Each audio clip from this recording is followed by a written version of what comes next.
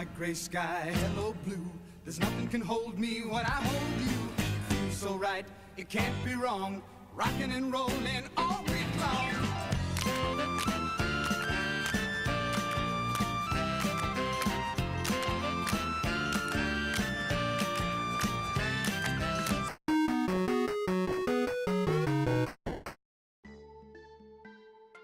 Oh hi, I didn't see you there. I was just taking a photo for my Instagram account. I'm gonna be an Instagram influencer, and then finally my mother will be proud of me. I mean, you're telling me you don't want your product featured in some of these sweet photos? I mean, come on, Paul More Cigarettes, you're missing out! But I can hear all you kids out there saying, Captain Bone, how can I become an Instagram master onion when I can't take photos as beautiful as yours? Well, you're in luck, you misanthrope, as I've got the perfect game to teach you how to take photos as stunning as mine.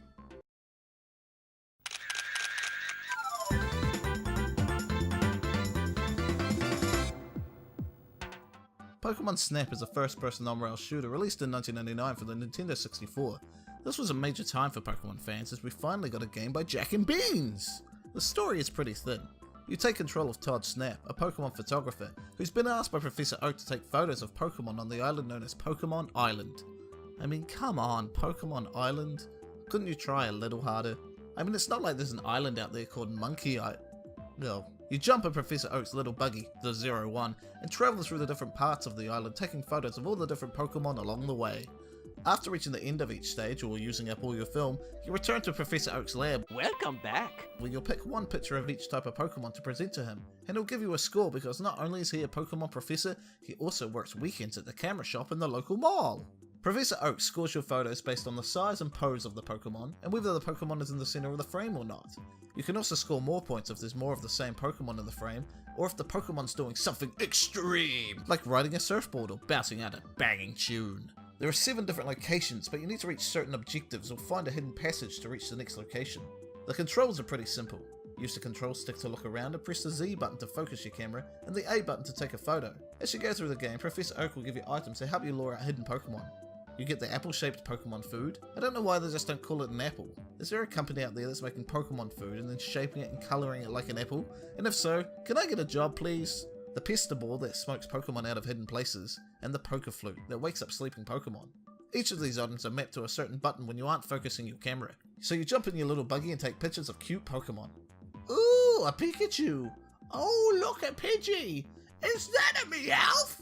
To be fair, they might only have 63 of the original 151 Pokemon in this game, but they do have a wide selection. I mean, who gets a game because it has Weeping Bell in it? Me? I love Weeping Bell! And Grimer? He's pretty handsome! Something I like about Pokemon Snap is you can make some of the Pokemon interact with each other. You want to see a really one-sided fight against a Magmar and a Charmander? Boom. You want to see this Pikachu fly over Zubat? You got it. You want to knock this smug-ass Mankey off this mountain using the Squirtle? You're the boss! Doing these things can even get some of the Pokeboys to evolve. Remember that Charmander we left for dead? Well, he's back with a vengeance. You want to make Charizard soup? Add 1 Charmeleon to a pool of boiling lava and stir. BAM! Grab a spoon, boys! Gruel's on! But this game is short. There's only 7 different locations and you need to go through them several times, which can be a bit of a drag. The 01 goes pretty slow, but Professor Oak does give you an upgrade so you can move faster, but I don't know why they don't just give it to you from the start. Pokemon games seem to dislike you going fast. We didn't get the running shoes until Ruby and Sapphire, and even then you don't get them at the start, and you have to hold down a button to run. Once you've unlocked the first 6 locations and attacked the Mankey to fall on a button to open a gate, you'll find Professor Oak in some rather dapper clothes. He tells you about the 6 Pokemon signs hidden around the island, 1 in each location, and he asks you to go find them and take a picture of them for him. Some of them are easy to find, like this Dugtrio Mountain, but some can be weird, like this cluster of lights. How is that meant to be a Mewtwo? After you've found all 6 signs, Professor Oak will send you to Rainbow Cloud, where there's only one Pokemon. Mew. He's flying around in a little bubble that he'll throw at you when he gets sick of you following him. That's your chance to take a photo of him. Good enough! You can finish Pokemon Snap in just a few hours. It was a very popular game to rent when it first came out, as you could smash it out in a weekend like a 12-pack of Woodstocks, bourbon and colas. Give yourself a Woody! Some people want a sequel to Pokemon Snap, and when the Wii U came out, they thought it was the perfect system for it. using the gamepad as the camera, but I don't think a sequel would work. There's over 800 Pokemon now, and you'd have to have at least 400 of them in the game. If you put 20 different Pokemon in a stage, you'd still need 20 stages to fit just 400 Pokemon, and if it doesn't have your favourite Pokemon in it, then you're gonna be upset. There's no Licky Licky in this game?